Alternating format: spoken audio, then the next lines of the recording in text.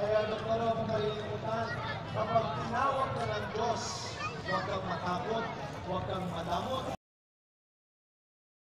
Mesiyas sa ilog Jordan, bumaba sa kanya ang Espiritu Santo, at sinabi mong, ang iyong anak na minamahal ay lubos mong kinalulugdan. Kaming mga isinilang mo bilang mga anak sa tubig ng binyag at sa Espiritu Santo, ay mamalagi nawang kalugod-lugod sa iyo. Sa pamamagitan sa Kristo, kasama ng Espiritu Santo, magpa sa walang hanggan.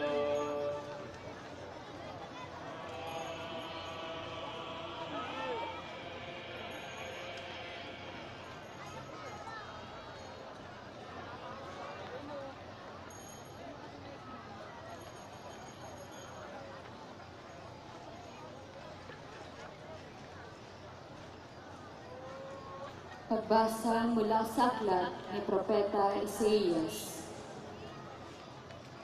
Sinabi ng Panginoon, ito ang lingkod ko na aking itataas, na aking pinili at kinalulugdan. Ibubuhos ko sa kanya ang aking espiritu, at sa mga bansa ay siya ang magpapairal ng katarungan. Mahinahon at banayad kung siya'y magsalita, ni hindi magtataas ng kanyang tinig. Ang marupok na tamboy hindi babaliin, ilaw na aandap-andap di niya papatayin.